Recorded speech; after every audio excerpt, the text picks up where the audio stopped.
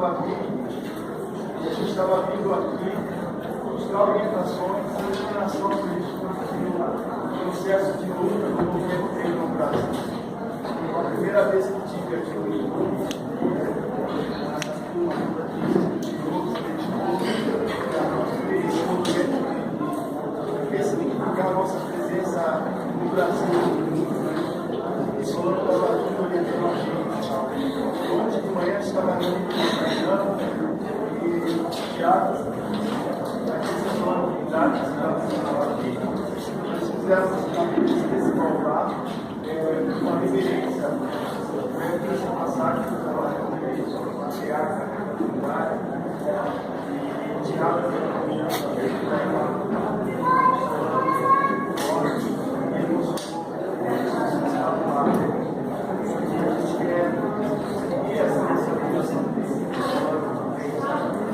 tem gente com fome, tem gente com fome, gente com fome,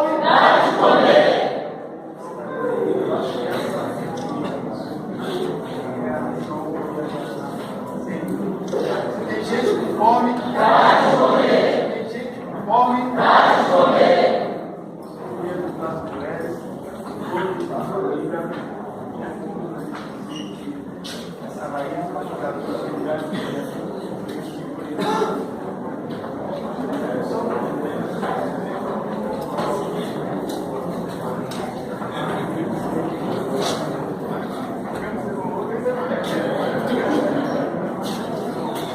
Eu queria então que a gente cantasse a música com várias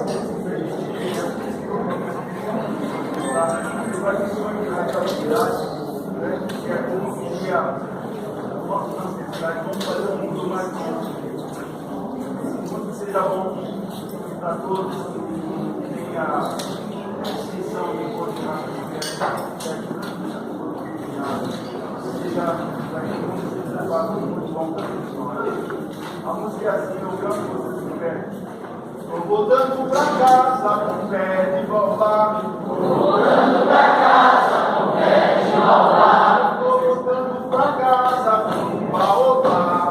Eu estou voltando para casa com um baobá.